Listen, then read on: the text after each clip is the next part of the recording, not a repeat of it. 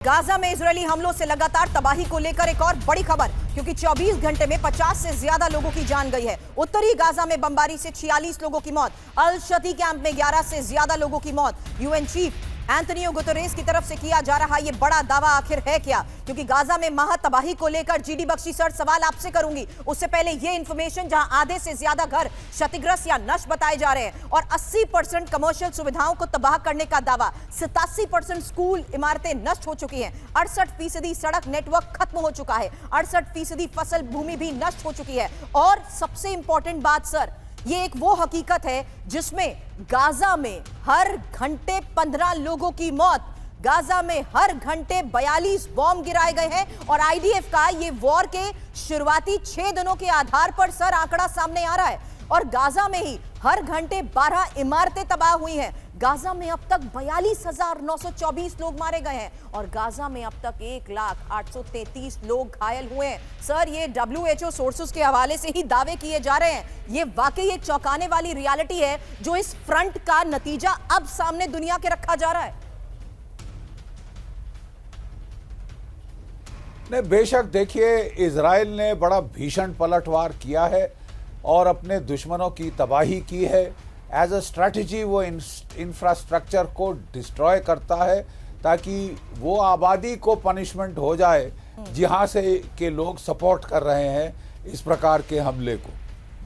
Israel को बेशक हक है पलटवार करने का, लेकिन उसके खिलाफ क्रिटिसिज्म ये आ रही है कि स्ट्राइक्स डिसप्रपोर्शनेट है और कोलैटरल डैमेज बहुत ज़्यादा हो रहा है। But be that as it में, अगर आप हमला करें इजराइल के ऊपर तो फिर आपको तैयार रहना चाहिए।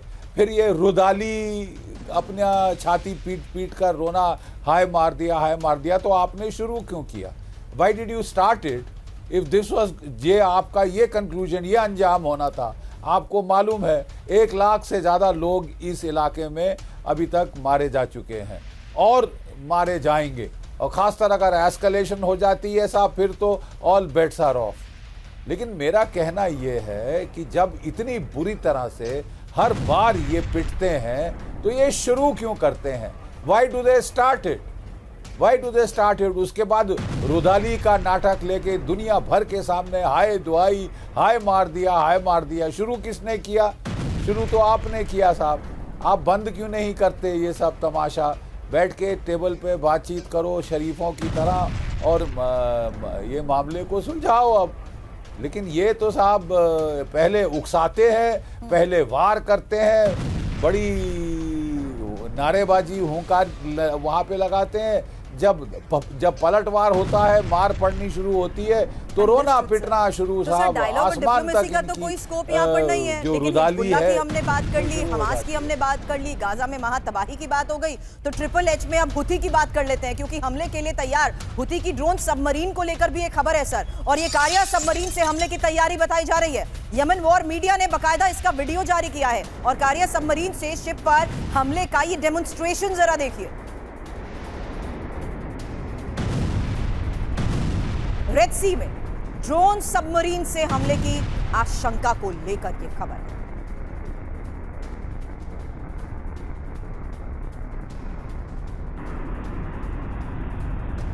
अब सीरिया में अमेरिकी बेस पर हमले को लेकर भी खबर जानिए, क्योंकि सीरिया के अल ताफ बेस में धमाका हुआ है और 24 घंटे में अमेरिकी बेस पर यह दूसरा हमला बताया जा रहा है। ईरान समर्थित गुट पर हमले का आरोप है।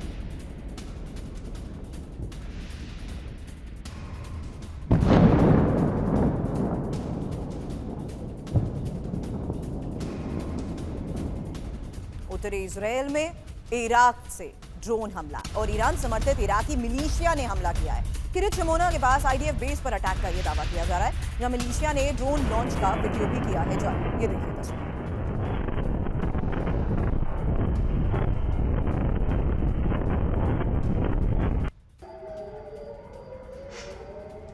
ईरान पर हमला, इजराइल की बड़ी गलती, इजराइल को सबक सिखाना होगा। ईरान के सुप्रीम लीडर खमेनी की ये वार्निंग, और ईरान की ताकत को नहीं समझा इजराइल। खमेनी ने बड़े हमले की अब चेतावनी दे दी है।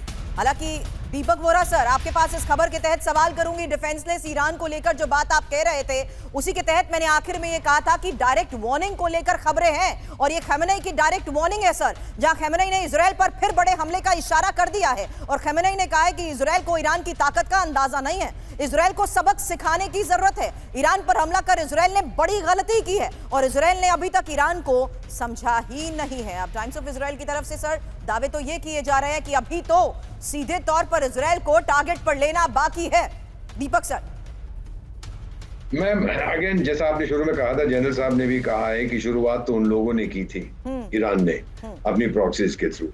इस समय मेरा मानना है, मैं उस इलाके में 20 साल रहा हूं, ईरान डगमगा रहा है थोड़ा, वो अपने आप को एक्सपोज्ड और फ्रैजाइल समझ रहा है। क्योंकि मेरे जो मित्र हैं विदेशों में जो रहते हैं, ईरानियन मूल के जो हैं, उन्होंने कहा है कि अब डेमोक्रेसी वापस आने वाली है, यानी कि मुल्लों का राज अब खत्म होने वाला। अभी तक राज चल रहा था डर के आधार पर, आपको याद है वो हिजाब का रहा हुआ था, पीट पूट के सबको बंद कर दिया, फिर वो किसी तरह से वो जो बगावत शुरू हुई थी उसको दबा दिया था। लेकिन बेसिक इशू जो मैं समझ रहा हूँ, जब तक ये इजराइल की एग्जिस्टेंस को एक्सेप्ट नहीं करेंगे, इजराइल बाज नहीं आएगा, क्योंकि उसके वो लड़ रहा है अपने व्यक्तित्व के लिए। ईरान के पास अब दम नहीं है मैम, अगर वो अपनी न्यूक्लियर और ऑयल फैसिलिटीज खोना चाहता है तो कुछ बेवकूफी करेगा, लेकिन कैसे करेगा? 2300 किलोमीटर से दूर अपनी फौज कहां से भेजेगा? एयरफोर्स उसकी खत्म हो चुकी है, क्या करेगा वो? बस ये हिजबुल्लाह को उकसाएगा कि तुम कुछ करो कुछ करो। अब तो हथियार भी नहीं भेज पाएगा, क्योंकि हथियारों को भी खत्म कर दिया। फाइनली मैं एक चीज ही कहना चाहता हूँ मैम, और ये थोड़ी फिलोसॉफिकल है।